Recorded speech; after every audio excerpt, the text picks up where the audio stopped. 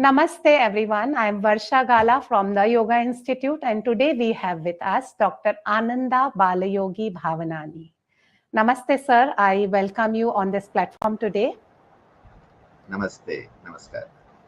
Dr. Ananda is a chairperson for Yoga and Education and Research, Yoga Education and Research at Ananda Ashram, Pondicherry.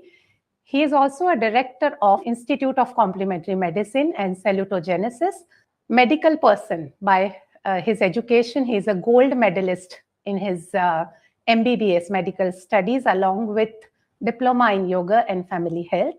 He has been a great part of many committees.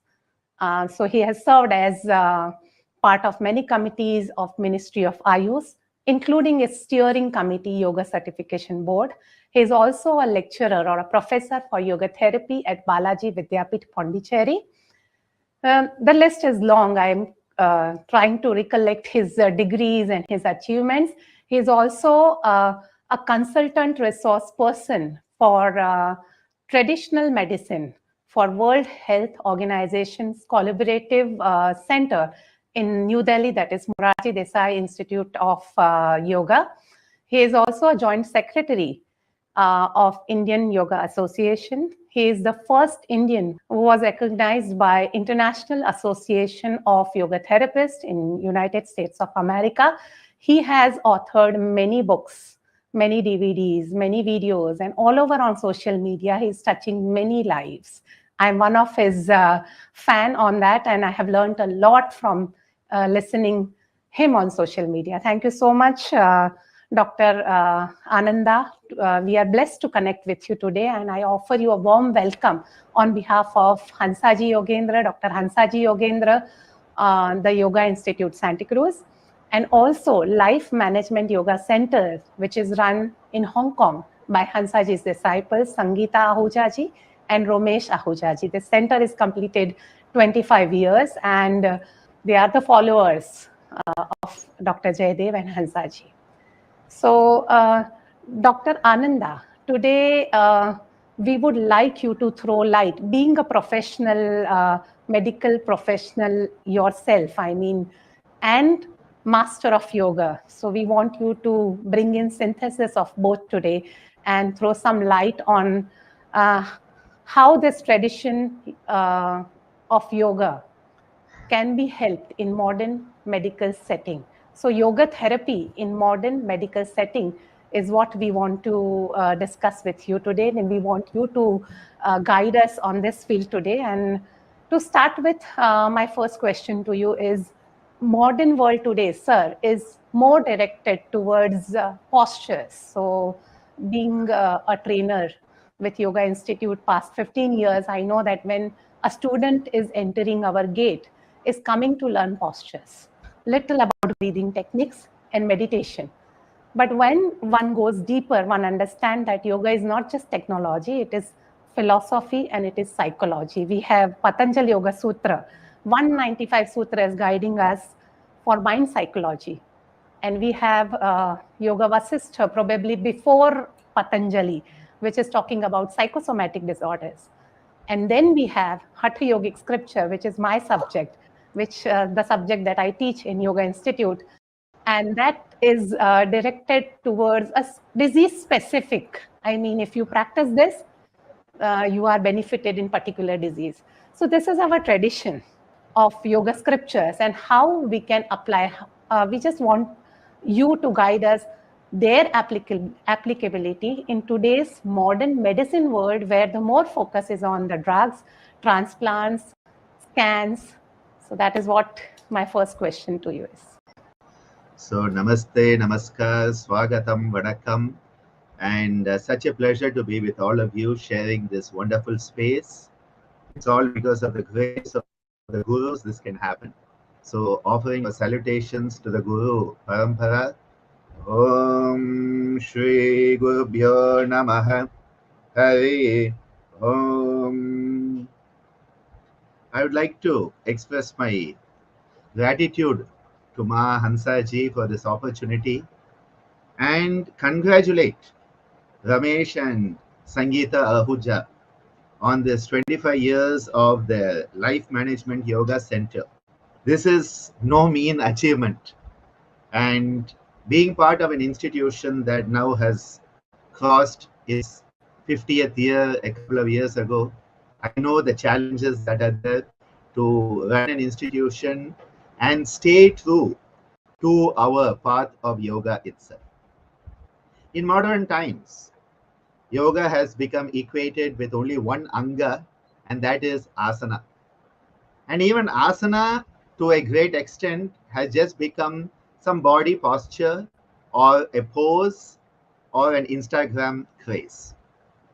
So when we talk about the Ashtanga Yoga of Maharishi Patanjali, when we talk about the fourfold aspects of yoga as the Bhakti Yoga, Jnana Yoga, Karma Yoga, and Raj Yoga, and we want to understand yoga in its Purna Swarupa, its complete holistic perspective, we need to realize we human beings are not just one body. We are not Eka Kosha or Eka Sharira. We have three Shariras: Sthula, the gross; Sukshma, the subtle; and Karana, the causal. We have the Pancha Kosha, Annamaya Kosha, our structural level of existence, the physical level of existence. We have the Pranamaya Kosha, that Manomaya Kosha, the psychological aspect of our existence, Vijnanamaya Kosha, the power of discernment, Vivekam, Vairagyam, that Icha Shakti, Jnana Shakti, and then that blissful Anandamaya Kosha, where we realize we are all indeed one. So this is the panoramic perspective of human being that yoga teaches us. Yoga is an art, it is a science, it is a philosophy, it is a psychology, it is a sociology. Well, it is a cosmology. So today, when people come to yoga, often we find that they come mainly for health reasons. And in fact, some time back, I had a young man meet me and he said, Dr. Ananda, I want to take up yoga. I said, wonderful. He said, but I don't have any disease. He said, if I don't have any disease, why should I take up yoga? I said, oh my God, imagine where we have come in India, that people have started to believe only when you are not well, you should do yoga, and otherwise you don't need to do it. I think we have to really take a relook at this. Yoga is multidimensional and it looks at the whole spectrum of health and wellness, right? From the bottom, where we have death, to the top, where we have immortality. Mrityorma Amritangamaya. That is the journey that we are encompassing. So we are looking at those who are in normal health, the so-called normal health, where we are just on the edge and ready to fall over. We are looking at those who have lost that normal health. We want to help them regain that normal health. Those who have gone into deep disease, we want to help them come out of that deep well, come to the surface so that they can see the light and realize what wellness is. And those who are already healthy, we want to empower them with what we call positive health. One of the greatest contributions of yoga to healthcare is in the concept of promotion of positive health. Just like a bank balance, if you have a minimum balance in your bank and suddenly you have a financial crisis, you will not have the backup in your bank. So it is healthy always to maintain a good amount of balance in your bank, have financial resources, so that you are building up a positive promotion of financial health to tide over any crisis when it comes. Now imagine that same scenario for health. We are creating and promoting a positive health balance through the practice of all the angas of yoga. And that positive health balance enables us to meet all the challenges that may come up with regard to physical, mental, emotional, well, all levels of. Hence, yoga works at all levels. And we must not forget the whole basis: yama, niyama, Then comes asana pranayama, then pratyahara dharana, then comes dhyana samadhi. Everybody wants to jump to the top straight away. If our foundation is weak, whatever we build on that foundation can never be strong. Hence, that yama niyama becomes adhikara yoga, enabling us to have the adhikara, to have what I call the worthiness quotient, to be ready for the rest. The World Health Organization talks of 4 domains of health. They say health is a state of well-being. It is a state of well-being which is physical, mental, social, and nowadays they have started to add spiritual. Social well-being, physical well-being, mental well-being, and spiritual well-being. Now, already thousands of years ago, Maharishi Patanjali has given us Ashtanga Yoga. And what do we have in that? Yama and Niyama. What do Yama and Niyama give us? Social health. So the domain of social health is provided when we practice and we live 24 hours every day of our life, when we live the Yama Niyama social health. The second domain, physical health, asana pranayama, enable us to have that flourishing of the physical health domain. Through the next 2 angas, pratyahara and dharana, the mental health domain, we are enhancing its reach. And then finally, spiritual health domain, dhyana and samadhi. So yama, niyama, social health, asana pranayama, physical health, pratyahara, dharana, mental health, dhyana, samadhi, spiritual health. All the 4 domains of health as understood by World Health Organization have already been covered thousands of years ago by Maharishi Patanjali. All we have to do is follow his beautiful guidelines. And if we follow those guidelines, well, that sense of wellness, that sense of swasth will be our natural state. I think this is a very important condition to keep in mind, that for those who have lost the health, yoga enables us to regain it. Those who have health, we are enabled to sustain and maintain it. So sustaining health, first of all, gaining it, sustaining it, if you lose it, regaining it, and even in terminal conditions, we can always have what we call palliative use of yoga, where it enables us to have quality of life. I hope that answers your first question to some extent.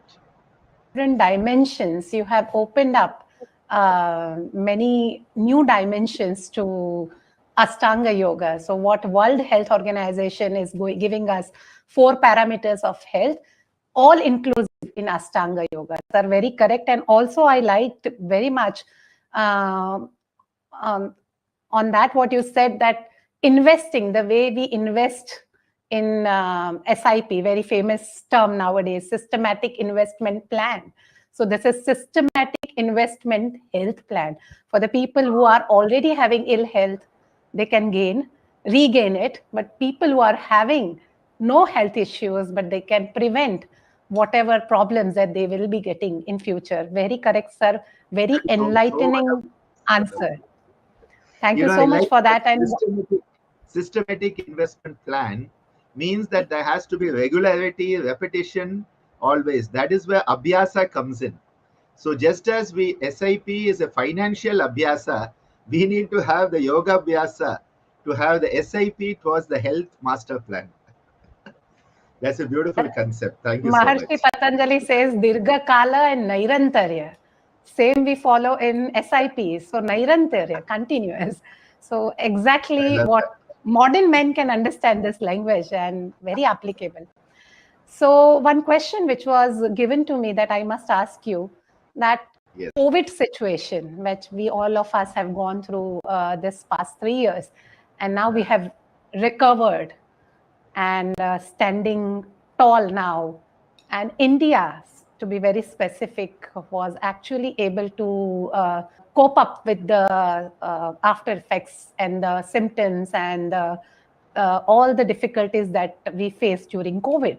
Now, what was the role of yoga? What benefit you could see in COVID period that yoga can was helping people, or people who were practicing yoga before, it helped them so much. So what is your take on That's this? that's a very pertinent question in line with the current world scenario. Now, when COVID came in, we had two issues. One is the virus itself, and the second was the fear psychosis. So there was a huge amount of bayam. Everybody was scared. Am I going to die? Will I survive? Will my family survive? Will my institution survive? Will my company survive? Will my job survive? All these fears that came into us actually created another crisis, which is the fear psychosis crisis. And because of fear psychosis, the immune level started to go down, because we have a concept, psycho neuro endocrinology and psycho neuro immunology. Now, the principle here is, when your thoughts and emotions are calm, peaceful, tranquil, prasanna atma indriya mana, says Shushruth when he talks about swast. When our emotions, our thoughts, and our inner connectivity, when it is in tune, automatically the rest of the body, the neurological system, the endocrinological system, the immune system, will all function in a normal, healthy manner. But the moment fear comes in, bayam comes in, the whole equation changes and we fall into the stress response, and it weakens our immunity. So the major issue we had was fear, leading to a weakening of immunity, making us more vulnerable to the virus, and creating what was called an inflammatory cytokine storm. So this was the major issue that was happening. If we look at yoga, yoga has some very, very important attributes. One is, it is anti-stress.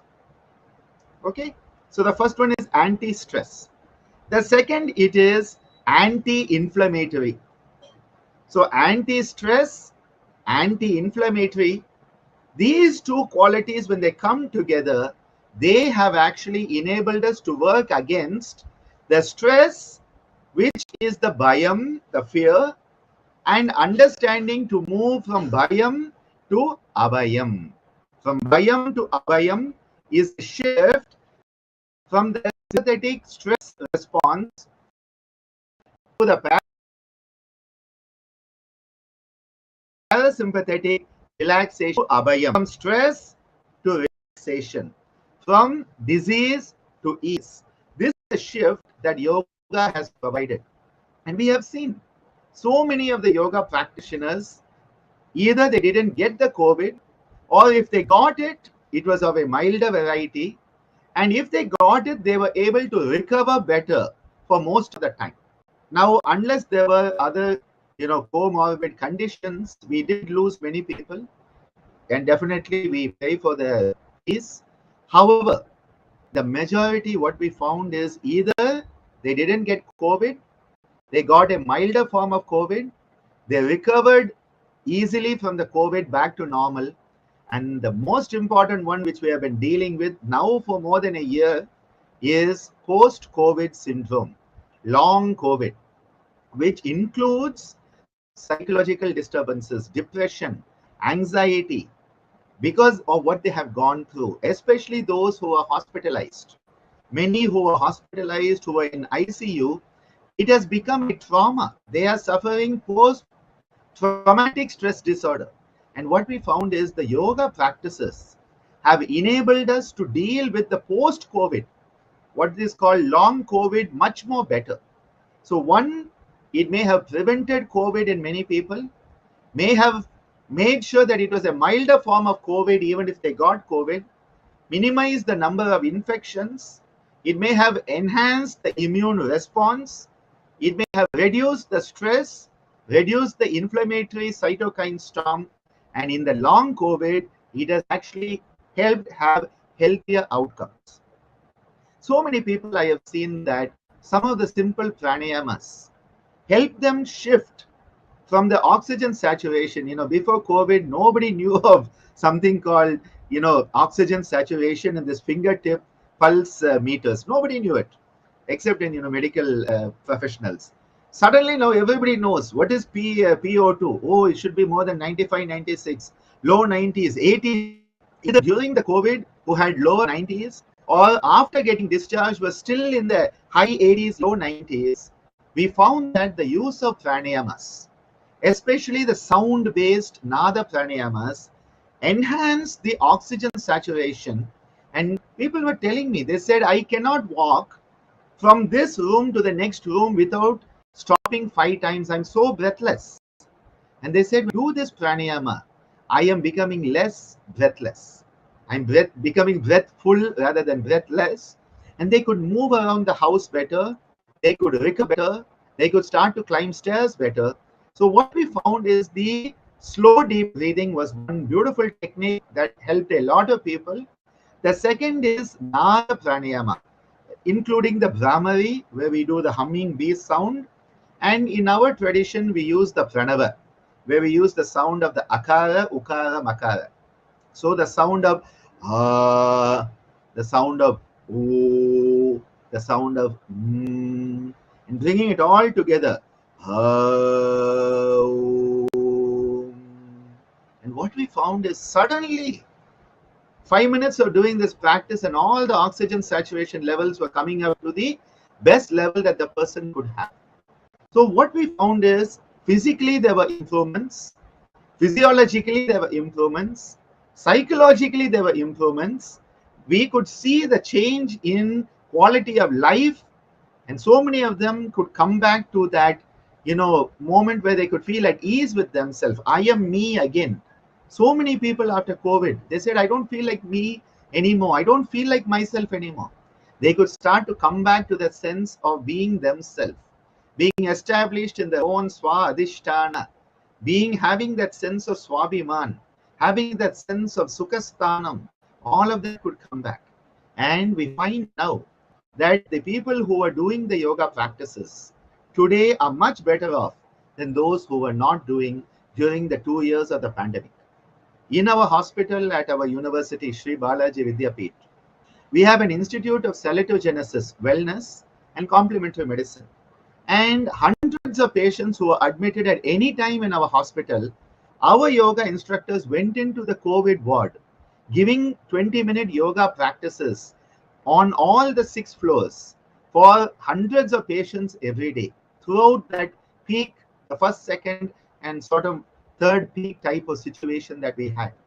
And so many of these people later on used to come back to us and tell us how it meant so much to have the yoga practices in the COVID ward.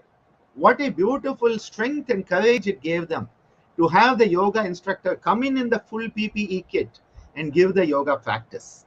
So there was a psychological support, a sociological support, and a spiritual support created.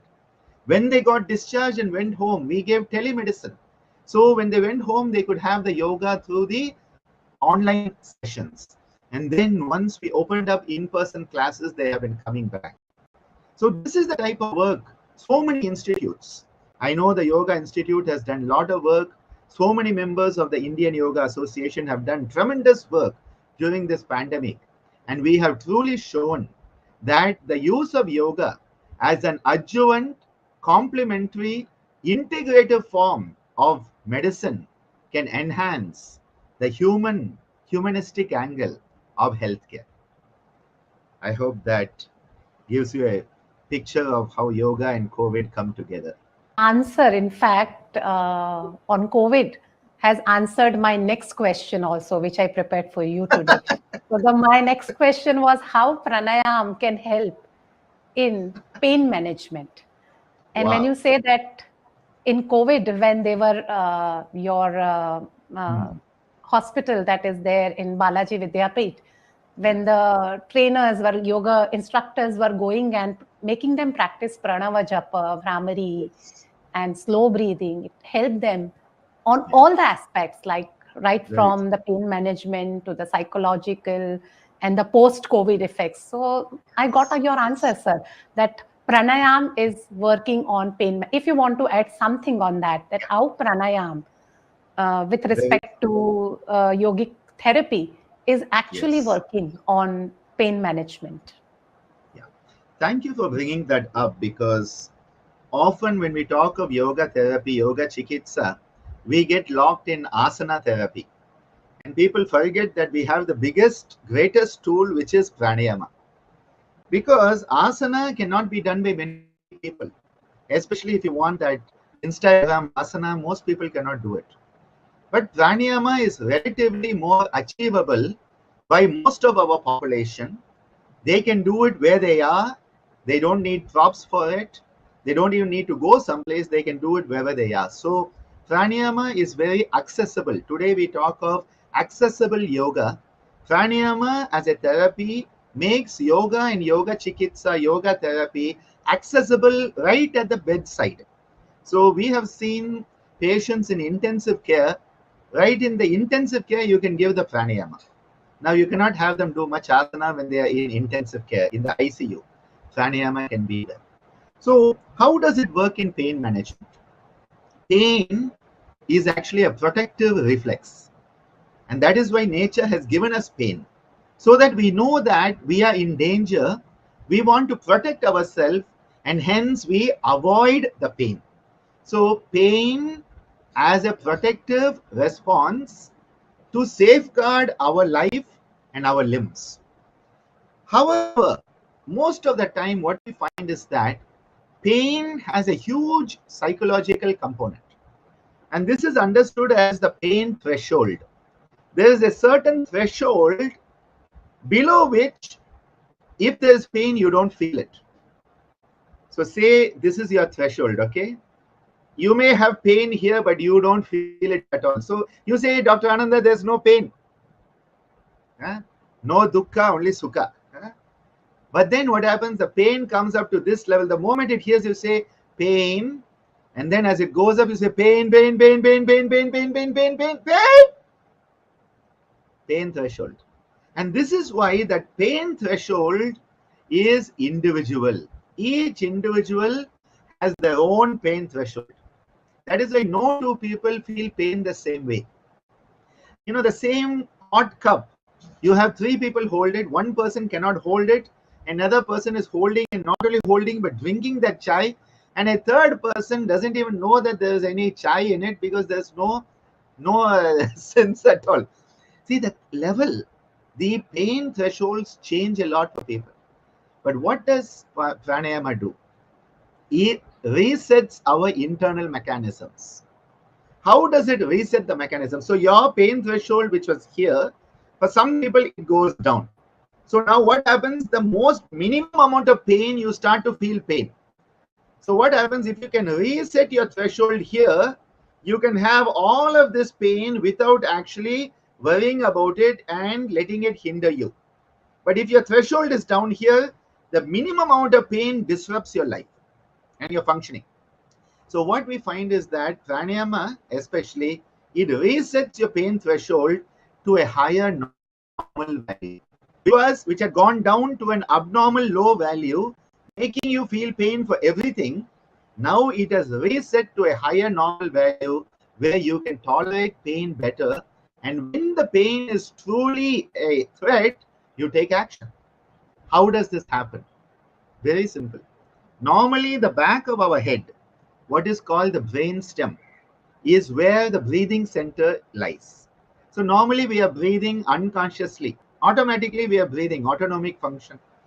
Most people don't even know how many times they're breathing. If you ask them since the morning, have you counted how many times you're breathing? They don't know. Do you know you're breathing? They don't even know, because it is automatic. It is under the control of the autonomic nervous system, the brain stem. Now what we do when we do pranayama, we shift the control from the back of the head, the brain stem, to the prefrontal cortex. This part of the brain is the buddhi. This part of the brain is where you have viveka. This part is the brain where ichcha, kriya, jnana, shakti and all can come. This is where the power of choice lies. And a famous statement I'm making these days has become, the power of choice is the superpower of being human. As a human being, we have a power of choosing what attitude we want to take to life, what bhavana we want to take into life. So what is happening is the automatic function of breathing. When you perform pranayama, and it doesn't matter which pranayama, it is shifting you from automatic function to a conscious mindful functionality. You are moving from regulation, which was brainstem, to the higher prefrontal regulation of your breathing, and you are empowering the power of choice. The power of choice is being strengthened. Your viveka is being strengthened. The clarity of mind is being strengthened. All is happening. And hence, what happens? Your threshold, which was earlier at a lower level because you thought everything was a threat. Everything was a threat to you. Now you realize everything is not a threat.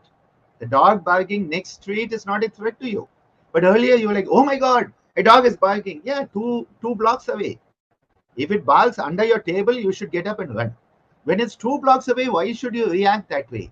So what is happening? We are moving from reactivity to responsibility.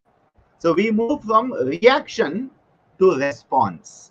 We move from a reflex, blum, boom, bam, beam, bam. We move to a response. So reflex to becoming reflective. You are not reflexive anymore, but you are reflective. You are not reactionary anymore. You become responsive. That is the shift of consciousness. So pranayama enables a shift of consciousness from survival mode, which is dominated by abhinivesha klesha. So we are moving from survival mode to living mode. And when we shift like this, the whole pain threshold, the reactivity threshold, the stress threshold will all be changed. And suddenly we move from that dukkha to sukha. And this is why so beautifully it is said, when we have that moderation comes from choice. When that yuktahara viharasya, yukta cheshtasya karmasu, yukta swapna vabodasya, when all that yukta is there, moderation is there, when everything is integrated, what happens? Yoga at that point, dukkha ha. Yogo bhavati dukkha ha. The dukkha is destroyed when that path of moderation, a path of integration, a path of mindfulness is chosen. So moving from survival mode to living mode, from reactivity to response ability, the ability to respond. This is how pranayama empowers us. I think that is a bit bigger answer to that question of pranayama and pain, but it answers a lot of questions when you look at it that way. I mean, there is many things to take away from this answer. And when you were talking about the Vivek part, that it is bringing you from the autonomous to conscious, and that brings Viveka. It took me to Patanjali's Pranayam Sutra, Tatakshiyate Prakasha Avaranam. So all the ignorance is removed. I mean, it is so good, sir. I mean, there is a lot to take away from this answer. Very well explained, sir. Thank you so much. And I can't go on. I can go on and on praising on what I received from this answer, but I have a list of questions for the viewers and I have to follow that. So my next question is about the pandemic, new health pandemic in India, that is diabetes. And what is the role of yoga, how yoga can benefit in preventing it or managing it? So just throw some light on that. Yeah. We in India always want to be the world's best. We want to be Vishwa Guru and all.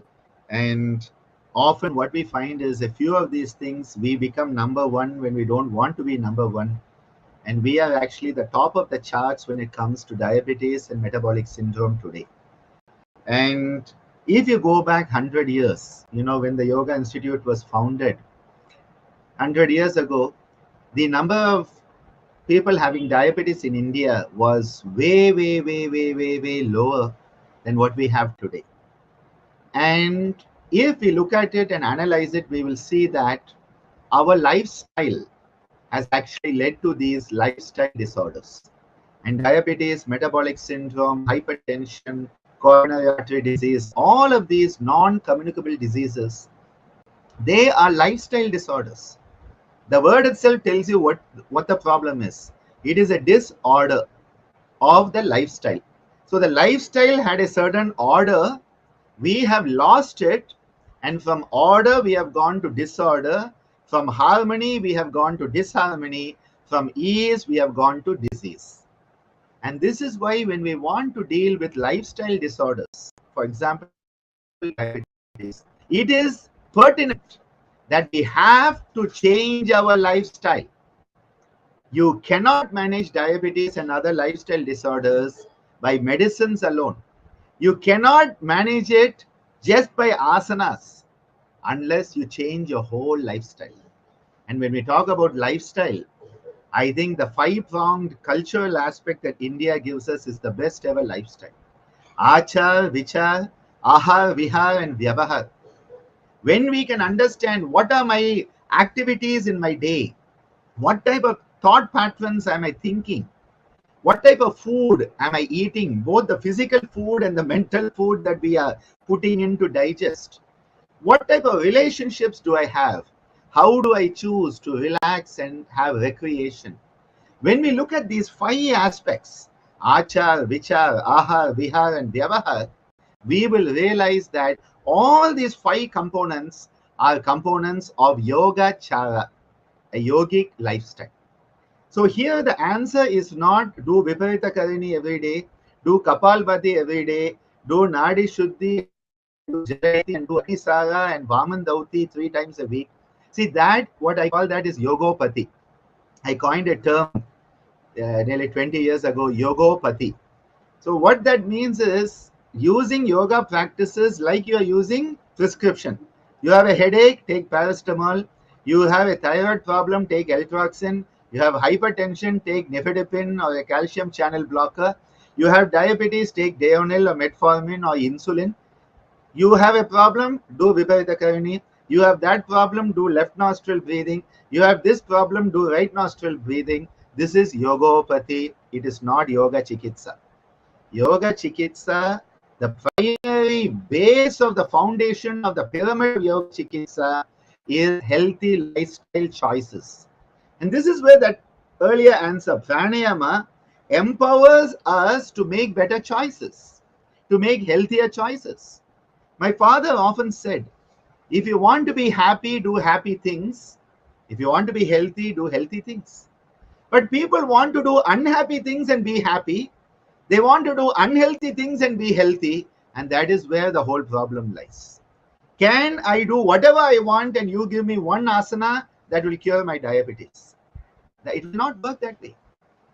A lifestyle disorder needs healthy lifestyle changes that will come by the power of choice. It is true that practices like Viparita Karini will enhance the insulin sensitivity. They will break down insulin resistance and definitely change what we call visceral adiposity, the fatty accumulations in the central part of the body. The twisting asanas, Vakrasana, Jatara, Parivartana, all of these will help. Definitely, Nadi Shuddhi, Chandra Nadi Pranayama, Brahmari, they will bring down your stress levels. Your stress levels come down, your blood sugar comes down, yes. But if you go out and decide to eat a full pizza and then have a can of Coke, who's going to help you with your Viparita Karani? Healthy food choices, healthy attitudes, healthy relationships. You have a chance to go up 3 floors either by the steps or the elevator. What is the choice you're going to make? You need to go 2 blocks. Are you going to walk or get into your car and go around 5 kilometers to get to 2 blocks? Those are choices you make in the everyday moment. When you get up in the morning, do you decide to get up and do your yoga practice, go for a cycling, go for a walk, a jog, go to the beach for a swim, or are you going to go back to bed and curl up under your mattress? Every choice counts. Like they say, every calorie counts. Every choice was becoming healthier. So when we want to work with metabolic issues like diabetes, it is not only the asana practice, it is not only the pranayama practice. There has to be what is called ahara niyama. There has to be control of what we eat. There has to be an emphasis on all aspects of lifestyle, achar, vichar, ahar, vihar, and vyavahar. And then we'll start to be able to regain metabolic control.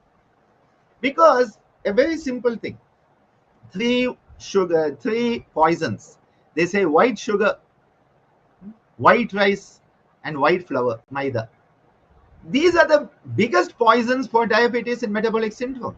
Yet, you go to the market, if you avoid these three, what are you going to eat? That is the problem with our choice. And that's why my father, Swami Geetananda Giri, again and again told us, he said, eat local, eat seasonal, eat fresh. Beautiful mantra. He didn't say eat potatoes, don't eat mangoes. He didn't say any of that. Eat seasonal, eat local, and eat fresh. Because if you eat seasonal, eat local, eat fresh, most probably you are going to eat healthy. What is the attitude with which you cook the food? What is the attitude with which you eat the food?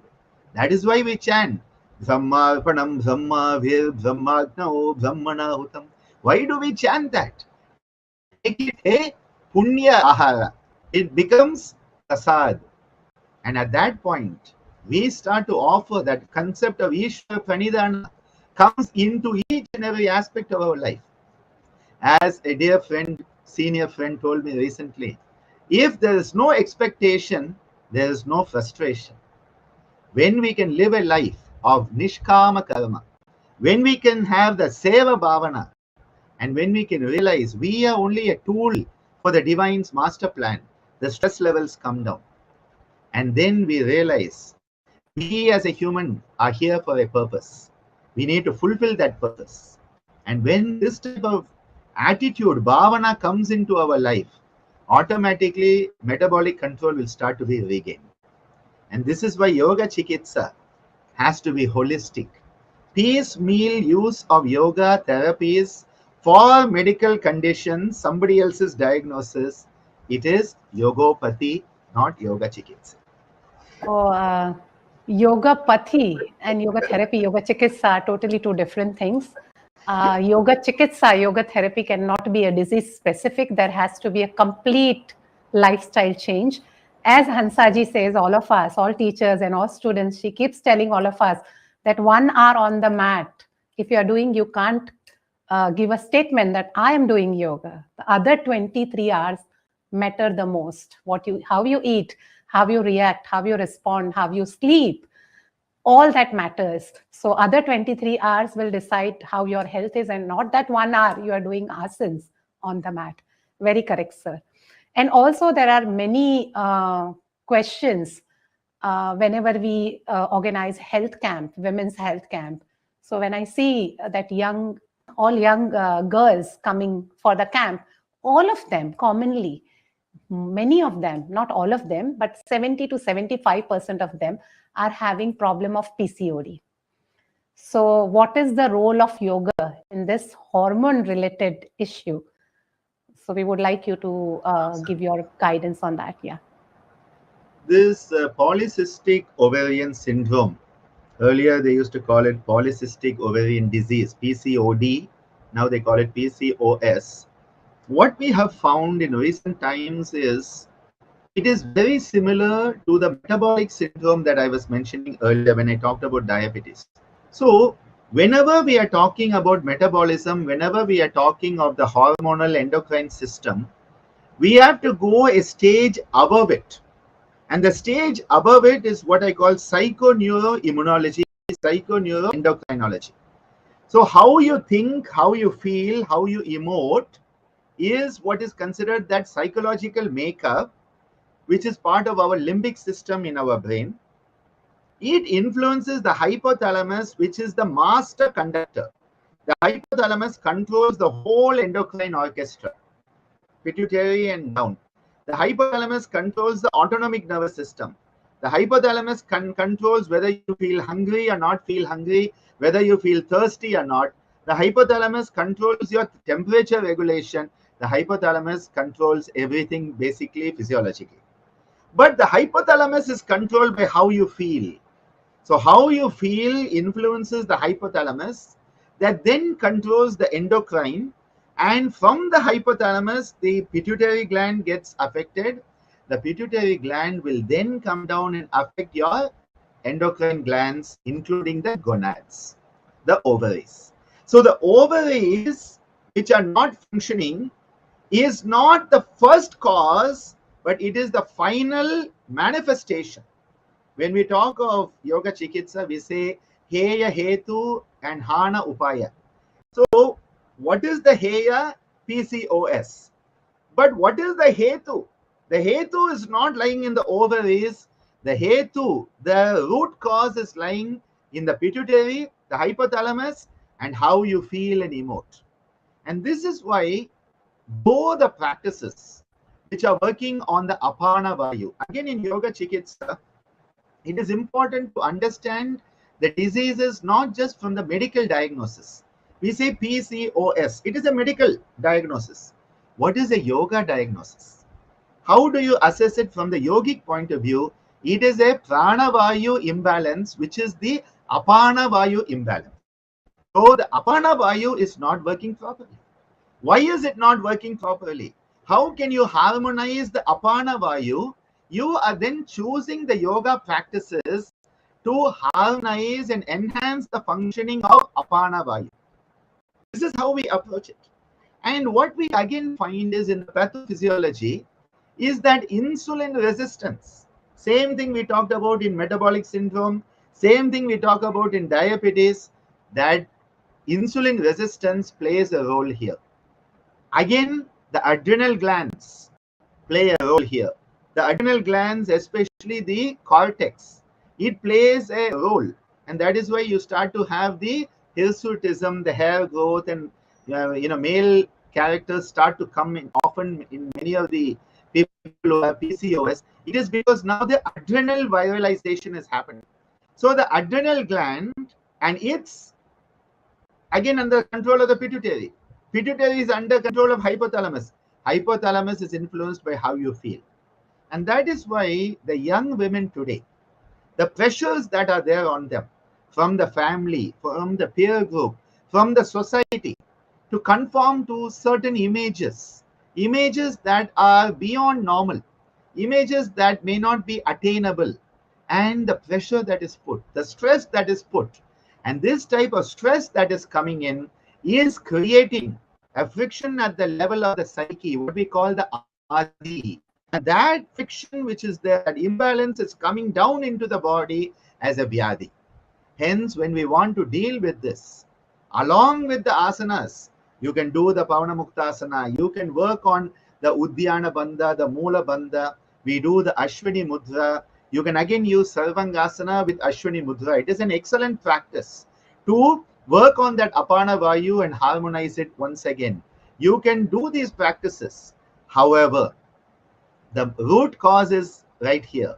The root cause is that not feeling at ease with themselves and helping them from that dukkha to sukha, from that sense of dvitiyam to ekam. Dvitiyam is duality, stress, friction. You are coming back to ekam. That dvitiyam to ekam, that movement from duality to non-duality is a primary aspect we have to help. So emotional support, yogic counseling, using the yogic most important tool, beautiful tool, Pratipaksha Bhavanam. What a beautiful tool that today they call CBT. Maharishi Patanjali should have patented it and trademarked it. He didn't do it. So today we call it CBT. Pratipaksha Bhavanam. Amazing Chatur Bhavana, Maitri, Karuna, Muditopekshanam, Sukadukka Punya Punya Vishayanam, Bhavanatah, Chitta Prasadanam. We want to help them have Chitta Prasadanam. So through the yogic counseling, enabling them to understand they are their own essential nature. They are the best they that they can be. You cannot have a copy. You are the best you.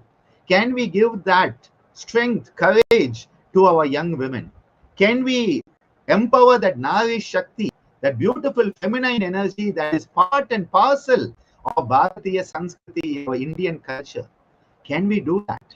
Because that is an important component. Along the way, Healthy diet is an essential tool in the management of PCOS. Sprouts are very useful. Sprouted grains, I say all the Navadanya. You know, in Navaratri, we use all the Navadanya. Why? Navaratri is Navadurga, is feminine. The Navadanya, you sprout it and take it on a regular basis. You use this fenugreek, the methi, you sprout it. Amazing tool to break down insulin resistance. You start working on contemplative practices of dharana and dhyana. Induce a sense of pratyahara and strengthen them with the practices of the asana and pranayama.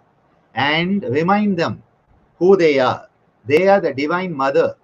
They are that Ma Uma Shakti in physical form. And when you empower the young women this way, that psychoneuroendocrinology, that Adi Vyadi, well, you will start to negate the negative effects. You will unblock the blocks that are there in the Panchakoshas. You will unblock the blocks that are there in the three Shariras. And you will enable the energy to flow as it is meant to flow. And when the energy flows harmoniously, health and wellness are a natural outcome. Very true, sir. Thank you so much for this insight that ovaries are not to be blamed. Don't blame your ovaries. It is hypothalamus, it is your pituitary gland, it is how you emote. So, here can be different, the problem can be different, but the hetu root cause can be different. And that all can be helped only, I feel that with yoga, no drug, no medicine for that matter will help you, only will be the solution for that. So yoga therapy is an integrated approach, and you have ruled out totally that it is not disease specific only. You can practice some asanas, you can bring in change in your food pattern, but most importantly, you have to work on your thought process. That is what, how you think, how you emote.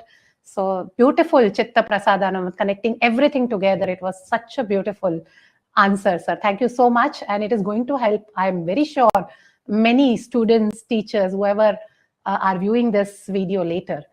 And before we depart, I guess the time is running. My last question to you is, can yoga help the children with special needs? How it can help? So please give your take on it. Yeah. Thank you for asking this question, because for the past 20, 25 years, Pondicherry, we have worked extensively with children with special needs, children who have autism spectrum, children with what used to be called mental retardation. Today we call it intellectual disability, children with Down syndrome, cerebral palsy, and so many conditions. And over the years, what we have found is that these children are indeed divine, which is why I completely agree with our Prime Minister Narendra Modi when he said it is Divyang.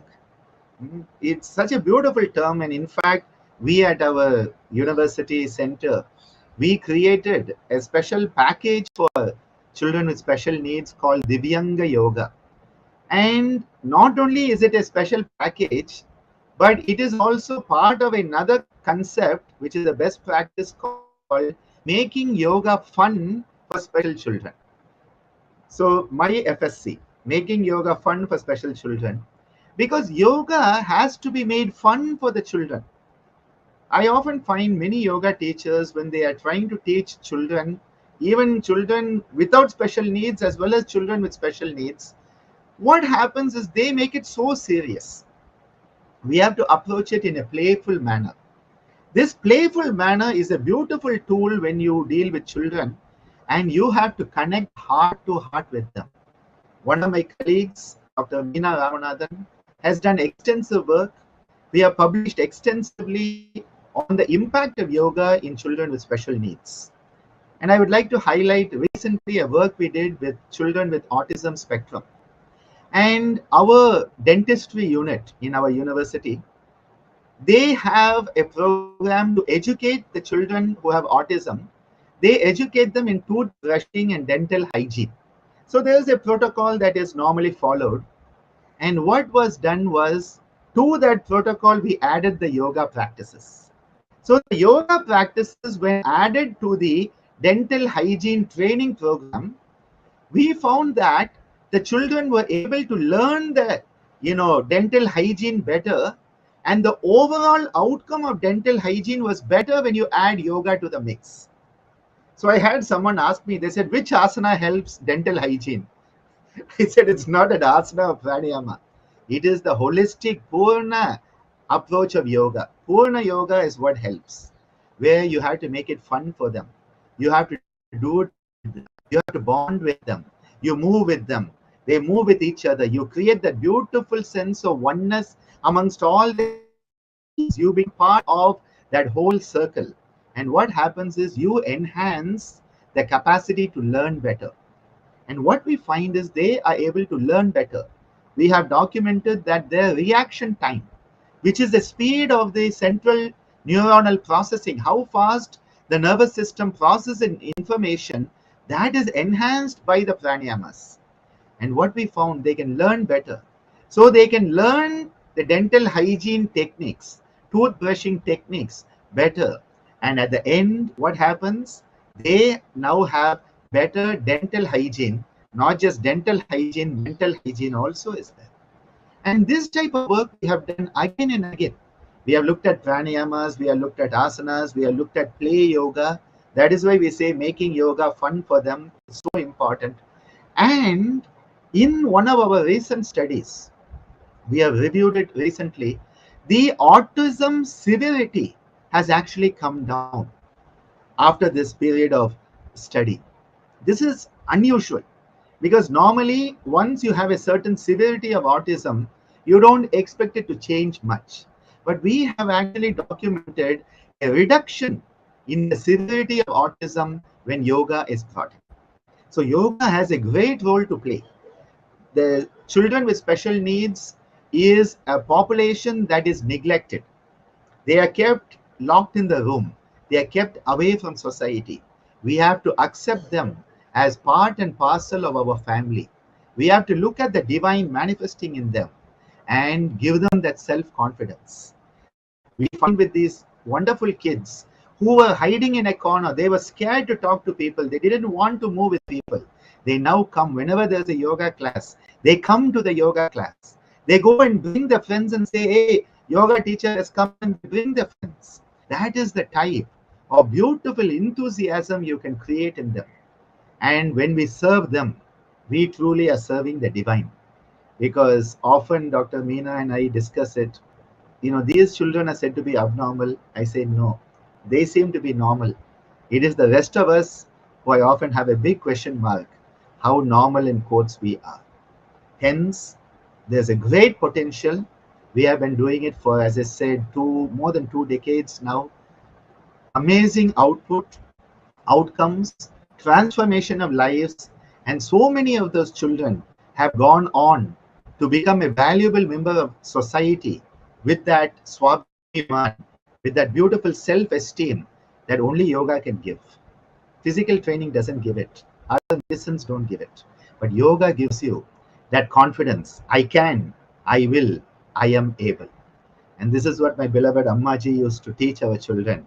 I can, I will, I am able. That is the type of energy we can give these young children. And when we start to influence their lives positively, their families are influenced positively, and the whole of society starts to realize no one is greater, no one is lesser.